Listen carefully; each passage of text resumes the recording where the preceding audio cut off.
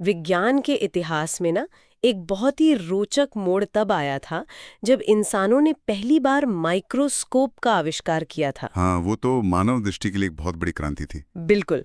मतलब उससे पहले अगर कोई व्यक्ति किसी शांत झील से पानी की एक साफ बूंद उठाता तो उसे लगता था कि वो बूंद बिल्कुल शुद्ध है, एकदम पारदर्शी और निर्जीव। उसे लगता था कि उसमें कुछ है ही नहीं, खालीपन है। हाँ, लेकिन जैसे ही उस बूंद को उस लेंस के नीचे रखा गया ना, तो इंसान का पूरा ब्रह्मांडीय दृष्टिकोण ही हिल गया। जिसे वो अब तक खालीपन समझ रही थी, हाँ, वो दरअसल जीवन से भरा हुआ एक पूरा महानगर निकला। अनगिनत सूक्ष्म जीव जो अपने आप में एक पूरी दुनिया थे, वहां मौजूद थे। सही कहा। हमारी देखने की क्षमता सीमित थी, तो हमारी समझ भी सीमित थी। और आज की हमारी ये डीप डाइव ना कुछ इसी तरह के एक वैचारिक माइक्रोस्कोप के बारे में है। बिल्कुल, एक ऐसा लेंस जो सब कुछ बदल देता है। हाँ, तो आज हम अहिंसा, the sacred law of non violence नामक एक प्राचीन और बेहद गूढ़ स्रोत सामग्री का विश्लेषण कर रहे हैं।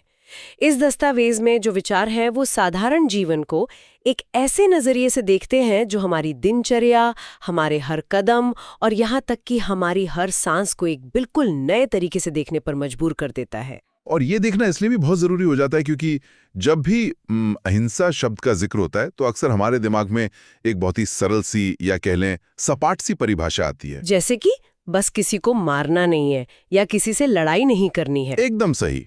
लोग इसे केवल शारीरिक नुकसान न पहुंचाने तक सीमित कर देते हैं, लेकिन ये जो स्रोत सामग्री है, ये जिस गहराई में जाती है, वो मानवीय चेतना और हमारे अस्तित्व की बुनियादी शर्तों को ही चुनौती दे डालती है। और यहाँ मैं ये भी स्पष्ट कर दूं कि हम यहाँ किसी धर्म या किसी विशेष राजनीतिक विचारधारा का प्रचार नहीं कर रहे हैं। बिल्कुल नहीं। हम सिर्फ एक तटस्थ और विश्लेषणात्मक दृष्टिकोण से ये समझने का प्रयास कर रहे हैं कि जिन्हों ने अहिंसा को किस तरह से परिभाषित किया है। मतलब ये समझना अहम है कि प्राचीन विचारकों ने बिना किसी आधुनिक तकनीक के जीवन की इतनी सूक्ष्मता को कैसे देखा और उसे एक इतने गहरे दार्शनिक ढांचे में कैसे डाला।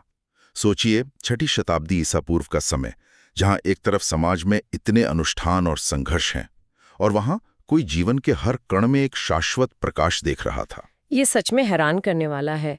तो इस स्रोत की शुरुआत ही ना एक बहुत बड़े वैचारिक धमाके के साथ होती है। दस्तावेज के अनुसार जिन्हों ने धर्म को किसी मंदिर या कर्मकांड के रूप में परिभाषित नहीं किया है। नहीं आसमान में बैठे किसी देवता की पूजा के रूप में। बिल्कुल, उन्होंने धर्म को अहिंसा के एक शुद्ध, शाश्वत और अपरिवर्तनीय नियम के रूप में स्थापित किया है। और यह नियम स्पष्ट करता है कि किसी भी सांस लेने वाले विद्यमान या संवेदनशील प्राणी की हत्या करना या उसे सताना पूरी तरह से वर्जित है। किसी भी प्रकार की हिंसा सख्त वर्जित है। अब यहाँ जो चीज मेरा ध्यान सबसे ज्यादा खींचती है ना, वो है इस अपरिवर्तनीय नियम का विचार। मतलब अगर हम आधुनिक मानवीय कानून को देखें तो वो तो समय के साथ समाज की जरूरतों के हिसाब से लगातार बदलता रहता है। हाँ, जो चीज 100 साल पहले कानूनी थी वो शायद आज एक अपराध हो सकती है। बिल्कुल, लेकिन स्रोत इसे गुरुत्वाकर्षण के नियम की तरह प्रस्तुत कर रहा है। एक ऐसा सच जो इस बात पर निर्भर ही नहीं करता कि इंसान उसे मानता है या नहीं। इस तुलना को अगर हम थोड़ा और गहराई से देखें ना, तो मानवीय कानून अक्सर सुविधा के लिए या समाज को चलाने के लिए बनाए जाते हैं। वे बाहरी होते हैं। बाहरी नियम। हाँ, लेकिन जनाना का ये जो नियम है, ये बाहरी नहीं है। ये ब्रह्मांड के ताने बाने और आत्मा की मूल प्रकृति से जुड़ा हुआ है। स्रोत अहिंसा को केवल एक अच्छा इंसान बनने का सुझाव नहीं मान रहा है। तो वो इसे क्या मान रहा है? वो बता रहा है कि हिंसा ब्रह्मांडीय संतुलन को बिगाड़ती है। जब ये नियम कहता है कि किसी भी संवेदनशील प्राणी को नुकसान नहीं पहुंचाना है, तो इसमें केवल इंसान या बड़े जानवर शामिल नहीं है। इसमें तो वो जीव भी शामिल हो गए जिन्हें हम देख भी नहीं सकते। बिल्कुल, ये हर उस चीज को जीवन मानता है जिसमें चेतना का अंश है। ये एक ऐसा दायरा है जो इंसान को उसकी उस श्रेष्ठता के अहंकार से बाहर खींच लेता है। ये हमें प्रकृति के हर एक कण के प्रति जवाबदेह बनाता है। लेकिन एक सेकंड, एक बहुत ही व्यवहारिक सवाल यहाँ खड़ा होता है मेरे मन में। हाँ, बताइए। अगर नियम ये है कि किसी भी संवेदनशील प्राणी को कोई नुकसान नहीं पहुंचाना है, तो क्या एक इंसान के लिए ऐसा करना संभव भी है? ये एक बहुत ही लाजमी सवाल है ना? मेरा मतलब है कि जीवन जीने की प्रक्रिया ही अपने आप में एक विघटनकारी प्रक्रिया है। कोई सांस लेता है तो हवा के सूक्ष्म जीव प्रभावित होते हैं। कोई जमीन पर चलता है तो पैरों के नीचे का जीवन कुचला जाता है। बिल्कुल अनजाने में ही सही। तो अगर पूर्ण अहिंसा का ये पैमाना इतना कड़ा है तो क्या हमारा अस्तित्व ही अपने आप में एक अपराध नहीं बन जाता? क्या पूर्ण अहिंसा जैसी कोई चीज असलियत में मौजूद हो भी सकती है? यह एक बहुत ही वाजिब दार्शनिक संकट है जो कोई भी सोच सकता है, और यहीं पर स्रोत में दिए गए उस सिद्धांत का असली मनोविज्ञान समझना होगा जिसे अहिंसा परमो धर्म कहा गया है। अच्छा। यह कोई ऐसी निषेधात्मक चेकलिस्ट नहीं है कि भगवान ऊपर बैठकर आपकी गलतियां गिन रहे हैं। क्या आपने आज कितने कीड़े मारे? हाँ, बिल्कुल नहीं। यह दरअसल अनंत करुणा के एक दृष्टिकोण को स्थापित करता है। पूर्ण अहिंसा को एक अंतिम आदर्श के रूप में देखा जाना चाहिए। मैं इसे ऐसे समझाता हूं जैसे रेखागणित में हम एक परफेक्ट सर्कल या पूर्ण वृत्त की कल्पना करते हैं ना। हाँ, ज्योमेट्री में जो हम पढ़ते हैं। भौतिक दुनिया में आप चाहे कितनी भी कोशिश कर लें, आप एक 100% परफेक्ट सर्कल नहीं खींच सकते। उसमें कुछ ना कुछ खामी तो होगी ही। बिल्कुल, लेकिन उस परफेक्ट सर्कल का विचार ही हमें गोल पहिया बनाने में मदद करता है। जिन्ना का ये नियम वही परफेक्ट सर्कल है। अरे वाह, ये तो बहुत ही सुंदर उदाहरण है। ये चेतना का उच्चतम स्तर है। ये दिशा तय करता है कि मनुष्य को किस ओर बढ़ना है, भले ही वो उस पूर्णता को इस भौतिक शरीर में कभी पूरी तरह प्राप्त न कर सके। ये तो बहुत ही स्पष्ट करने वाला विचार है। आदर्श और यथार्थ के बीच का ये तनाव ही शायद पूरी मानव सभ्यता का मूल है। तो अगर पूर्ण अहिंसा वो दिशा है, तो जमीन पर रहते हुए एक इंसान इस जटिल दुनिया में कैसे नेविगेट करे? क्योंकि जीवन केवल पहाड़ों पर बैठकर ध्यान लगाने के बारे में तो नहीं है। वही तो, यहाँ टकराव भी है, खतरे भी हैं और हमारी जिम्मेदारियां भी हैं। तो स्रोत इस वास्तविकता से कैसे निपटता है, यह समझना बहुत जरूरी है। स्रोत इस बात को लेकर अत्यधिक यथार्थवादी है। वो सपनों की दुनिया में नहीं जी रहा। वो समझता है कि एक आदर्श सिद्धांत को जब वास्तविक दुनिया में उतारा जाता है तो अस्तित्व बनाए रखने की एक कीमत चुकानी पड़ती है। कीमत तो होती है। इसीलिए स्रोत हिंसा को सिर्फ एक ही नजरिए से नहीं देखता, बल्कि इसे 4 स्पष्ट श्रेणियों में विभाजित करता है। ये विभाजन कर्म और इरादे की जटिलता को समझने का एक बहुत ही वैज्ञानिक तरीका है। तो पहली श्रेणी कौन सी है? सबसे पहले हम उस हिंसा की बात करते हैं जो सीधे तौर पर द्वेष और टकराव से पैदा होती है। स्रोत इसे जानबूझकर या आक्रामक हिंसा कहता है। ये श्रेणी तो काफी स्पष्ट लगती है। मतलब इरादतन हत्या, या जब कोई व्यक्ति क्रोध, लालच या ईर्ष्या के कारण जानबूझकर किसी पर हमला करता है। हाँ, जहां पूरी तरह से नुकसान पहुंचाने की मंशा हो। और स्रोत इसके बारे में कोई भी नरमी नहीं दिखाता है ना। मैंने पढ़ा था कि ये कहता है कि इस प्रकार की हिंसा को पूरी तरह से त्याग दिया जाना चाहिए। इसमें कोई समझौता नहीं हो सकता। बिल्कुल, क्योंकि इस प्रकार की हिंसा के पीछे का जो इरादा है वो बहुत विनाशकारी है। इसमें मन की कलुषता शामिल होती है। इरादा मतलब इंटेंट। हाँ, इंटेंट। प्राचीन दर्शन में कर्म का सिद्धांत पूरी तरह से इरादे पर टिका होता है। जब आप जानबूझकर किसी को नुकसान पहुंचाते हैं तो आप केवल सामने वाले का शरीर नहीं तोड़ रहे होते, बल्कि आप अपनी खुद की चेतना का भी पतन कर रहे होते हैं। अपनी आत्मा को भारी कर रहे होते हैं। आक्रामकता में दूसरों को मिटाकर खुद को स्थापित करने की चाह होती है, जो अहिंसा के उस मूल सिद्धांत के बिल्कुल विपरीत है। लेकिन एक सेकंड रुकिए। अगर जैना का सिद्धांत कहता है कि अहिंसा एक शाश्वत और अपरिवर्तनीय नियम है, तो स्रोत द्वारा बताई गई जो दूसरी श्रेणी है, जिसका नाम सुरक्षात्मक हिंसा है, हाँ, प्रोटेक्टिव वायलेंस, तो वो तो मुझे एक बहुत बड़ा वैचारिक समझौता लगती है।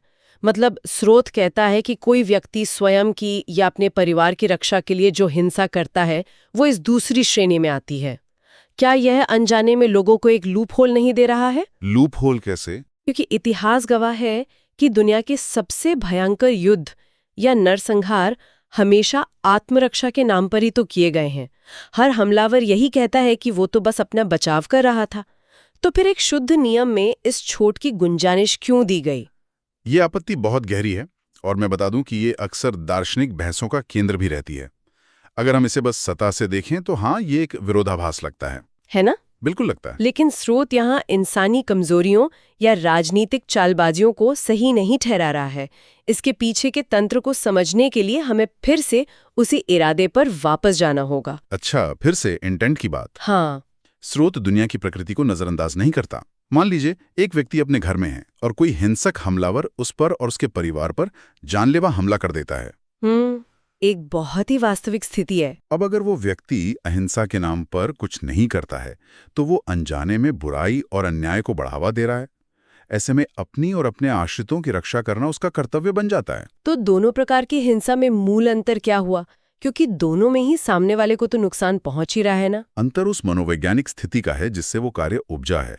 जानबूझकर की गई हिंसा में एक आक्रामकता होती है, एक पहल होती है, आप खुद जाकर हमला करते हैं।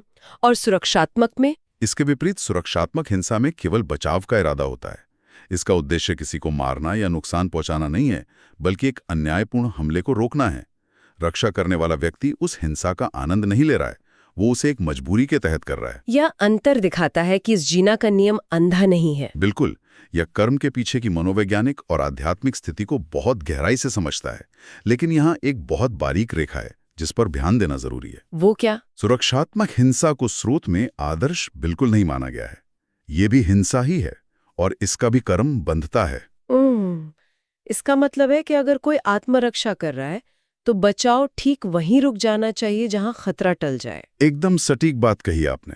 मतलब अगर किसी ने आप पर हमला किया, आपने उसे रोक दिया और वो जमीन पर गिर गया और उसके बाद भी आप उसे पीटना जारी रखते हैं, तो वो आप सुरक्षा तो नहीं रही, वो प्रतिशोध में बदल गई। और जैसे ही वो प्रतिशोध में बदलती है, वो वापस पहली श्रेणी यानी जानबूझकर की गई आक्रामक हिंसा में गिर जाती है। बाप है, ये तो एक बहुत ही कड़ा मानसिक अनुशासन मांगता है, उस पल में अपने गुस्से को रोकना। बिल्कुल, और यही कारण है कि स्रोत इसे एक आदर्श अवस्था नहीं मानता, बल्कि दुनिया में रहने की एक अपरिहार्य जटिलता के रूप में देखता है। लेकिन स्रोत की असली गहराई तो तब सामने आती है जब हम इस टकराव और युद्ध के मैदान से बाहर निकलते हैं, साधारण जीवन की ओर। हाँ, क्योंकि जो लोग किसी युद्ध का हिस्सा नहीं हैं, जो हथियार नहीं उठाते, उन्हें लग सकता है कि वो तो पूरी तरह से अहिंसक हैं। और यहीं पर स्रोत तीसरी और चौथी श्रेणी को सामने लाता है, जो इंसान के इस अहंकार को पूरी तरह से तोड़कर रख देती है। बिल्कुल तोड़ देती है। तो तीसरी श्रेणी है व्यावसायिक हिंसा। ये वो हिंसा है जो खेती या किसी भी उद्योग के दौरान प्रासंगिक या आकस्मिक रूप से होती है। Occupational violence. हाँ, मतलब जब कोई किसान जमीन जोतता है तो उसका इरादा किसी को मारना थोड़ी होता है, उसका इरादा तो फसल उगाना होता है ताकि समाज का पेट भर सके। लेकिन उस हल के नीचे अनगिनत कीड़े, केचुए और मिट्टी के सूक्ष्म जीव मारे जाते हैं। और सिर्फ खेती ही क्यों, घर बनाने में, इमारतें खड़ी करने में, हाँ, लकड़ी काटने में प्रकृति का और उसमें रहने वाले जीवों का बहुत भारी नुकसान होता है। ये विचार बहुत शक्तिशाली है क्योंकि ये हमारे समाज के अस्तित्व की कीमत को रेखांकित करता है। कोई भी सभ्यता बिना कृषि और बिना निर्माण के खड़ी हो ही नहीं सकती। बिल्कुल संभव नहीं है। लेकिन उन प्राचीन विचारकों ने इस बात को नजरअंदाज नहीं किया कि हमारी सभ्यता की ये जो नींव है, ये उन अनगिनत जीवों की कब्र पर टिकी है जिन्हें हम देख भी नहीं पाते। ये तो बहुत ही भारी कर देने वाला विचार है। जब एक किसान खेती करता है तो वो पूरी मानव जाति के लिए वो कर्म कर रहा है। ये एक तरह का अस्तित्वगत ऋण है। ये हमें ये स्वीकार करने पर मजबूर करता है कि हमारा आराम और हमारी प्रगति कभी भी पूरी तरह से निर्दोष नहीं होती। और अगर ये काफी नहीं था तो स्रोत चौथी श्रेणी में इसे और भी अधिक व्यक्तिगत बना देता है। हाँ, चौथी श्रेणी जो सबसे करीब है हमारे। चौथी श्रेणी है नियमित या दैनिक हिंसा।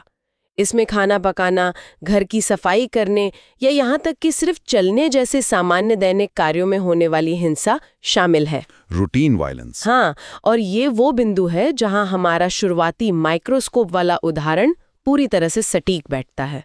कोई इंसान रसोई में पानी उबाल रहा है, उसे लग रहा है कि वो बस एक साधारण सा काम कर रहा है, लेकिन उस उबलते पानी के अंदर का जो सूक्ष्म जीवन है वो तो नष्ट हो रहा है ना।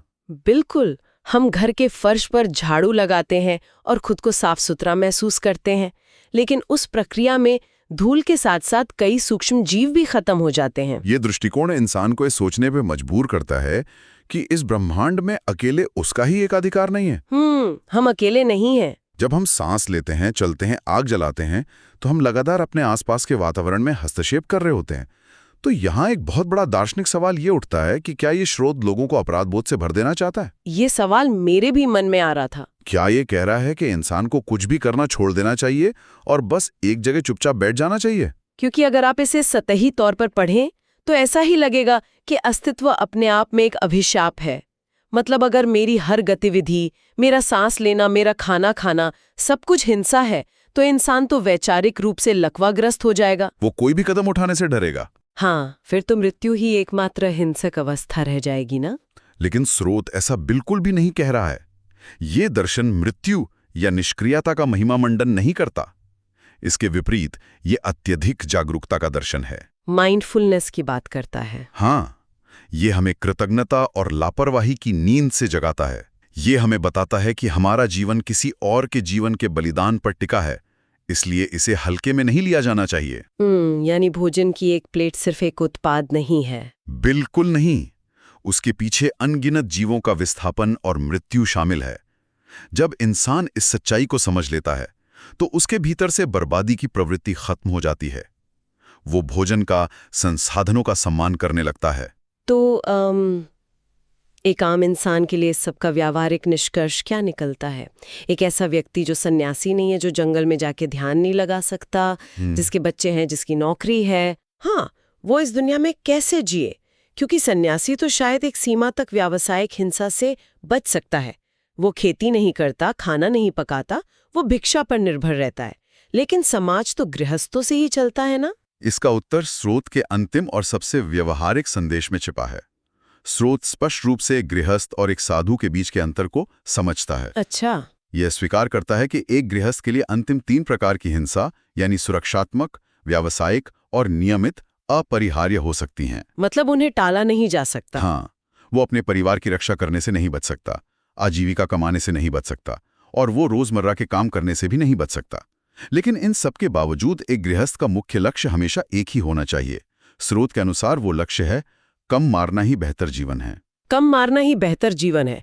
आधुनिक भाषा में कहें तो ये दर्शन नुकसान को कम करने या हार्म रिडक्शन की बात कर रहा है। एकदम सही शब्द है इसके लिए। ये पूर्णता की कोई अवास्तविक मांग नहीं कर रहा है।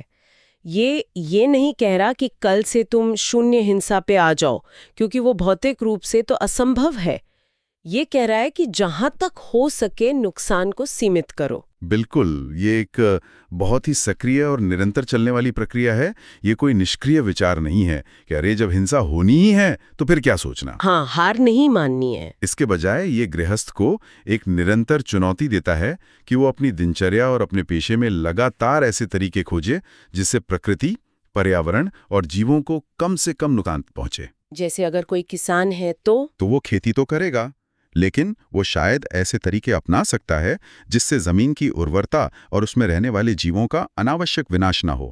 वो कीटनाशकों का अंधाधुंध इस्तेमाल करने से बचेगा। और एक व्यक्ति घर बनाएगा, लेकिन वो संसाधनों की बर्बादी नहीं करेगा। हाँ, जितनी जरूरत है उतना ही लेगा। ये जागरूकता ना एक बहुत बड़ा मानसिक बदलाव लाती है। मतलब आप पानी का नल सिर्फ इसलिए खुला नहीं छोड़ते क्योंकि आपके पास पानी का बिल भरने के पैसे हैं। सही बात है। आप उसे इसलिए बंद करते हैं क्योंकि आपको पता है कि वो पानी एक संसाधन है और संसाधनों के दोहन में उसे आपके घर तक पहुंचाने की पूरी प्रक्रिया में कहीं ना कहीं हिंसा और विस्थापन छिपी हुई है। आप बेवजह बिजली बर्बाद नहीं करते। ये सोच आज के समय में बहुत जरूरी है। बिल्कुल। आज के समय में जब पूरी दुनिया जलवायु परिवर्तन, ग्लोबल वार्मिंग और पर्यावरण संरक्षण की बात कर रही है, तो जिन्ना का ये नियमित और व्यावसायिक हिंसा का सिद्धांत हजारों साल पुराना होने के बावजूद सबसे आधुनिक और प्रासंगिक विचार लगने लगता है। ये जुड़ाव बहुत ही सटीक है। आधुनिक पर्यावरणवाद मूल रूप से यही तो समझाने की कोशिश कर रहा है कि हमारे हर औद्योगिक और दैनिक कार्य का एक पारिस्थितिक लागत या कार्बन फुटप्रिंट होता है। हाँ, कार्बन फुटप्रिंट। जब हम कोई भी वस्तु खरीदते हैं तो उसके निर्माण में जंगलों, नदियों और जीवों का जो नुकसान हुआ है वो उसकी असली कीमत है, जो हमें दिखती नहीं है। प्राचीन दर्शन इसी लागत को हिंसा के रूप में पहचान रहा था।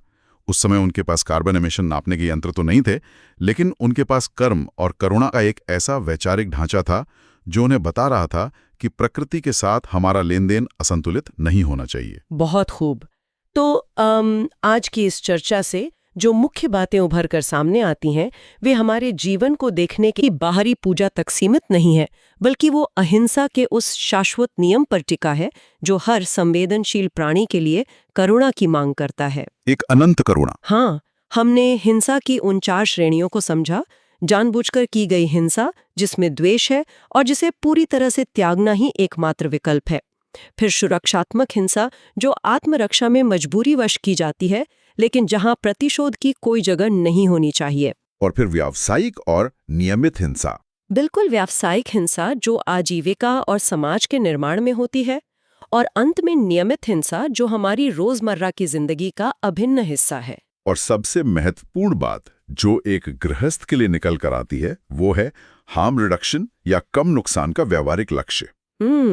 जागरूक रहना, ये समझना कि हमारा अस्तित्व प्रकृति के साथ जुड़ा हुआ है और हमारी जागरूकता ही हमारा सबसे बड़ा उपकरण है। जब इंसान इस जागरूकता के साथ जीता है तो उसके भीतर एक गहरी कृतज्ञता पैदा होती है। वो ब्रह्मांड को एक उपभोग की वस्तु नहीं बल्कि एक साझे घर की तरह देखने लगता है। ये एक बहुत ही सुंदर विचार है, जागरूकता और कृतज्ञता। और हमेशा की तरह इस डीप डाइव को समेटने से पहले एक ऐसा विचार जिस पर शांति से बैठकर मनन किया जा सके। बिल्कुल। हमने उस माइक्रोस्कोप और पानी की बूंद की बात से शुरुआत की थी। जब हमने उस बूंद के भीतर का पूरा ब्रह्मांड देखा तो हमें एहसास हुआ कि दुनिया वैसी नहीं है जैसी वो सतही तौर पर दिखती है। हमारे साधारण चलने, हमारे सांस लेने और हमारे खाना पकाने में भी सूक्ष्म जीवों के प्रति जो अनजाने में हिंसा शामिल है, वो हमें बताती है कि हमारा ये अस्तित्व ही इस ब्रह्मांड के साथ एक निरंतर, कभी ना खत्म होने वाला समझौता है। हम पूरी तरह से निर्दोष नहीं हो सकते हैं। हाँ, लेकिन हम जिम्मेदार जरूर हो सकते हैं। तो जरा कल्पना कीजिए, बस एक पल के लिए सोचिए, अगर आज की आधुनिक दुनिया का हर उद्योग, हर बड़ी फैक्ट्री, हर कॉरपोरेशन और हर आम इंसान अपना दिन शुरू करने से पहले अपनी व्यावसायिक और दैनिक हिंसा का एक ईमानदारी से आकलन करे। एक बहुत ही गहरा सवाल है ये। क्या हो अगर हर रोज ये संकल्प लिया जाए कि आज कल से थोड़ा कम नुकसान किया जाएगा? क्या ये छोटी सी सोच, ये प्राचीन कम नुकसान का दर्शन हमारी तकनीक को, हमारे विकास के मॉडल्स को और इस दुनिया को देखने के हमारे पूरे नजरिए को ही जड़ से नहीं बदल देगा? निश्चित रूप से बदल देगा। क्या कोई भी इंसान उस साफ पानी की बूंद को या अपनी जिंदगी के हर छोटे कदम को फिर से उसी पुरानी नजरों से देख पाएगा? ये वास्तव में सोचने वाली बात है। तो जब हम इस विचार को अपने साथ लेकर चलते हैं तो हम एक नए ब्रह्मांडीय परिप्रेक्ष्य में प्रवेश करते हैं। आज की चर्चा में जुड़ने के लिए बहुत बहुत धन्यवाद। ये सच में एक अद्भुत चर्चा रही। अगले भाग में हम एक और ऐसे ही गहरे विषय के साथ वापस लौटेंगे। तब तक के लिए विचार करते रहें।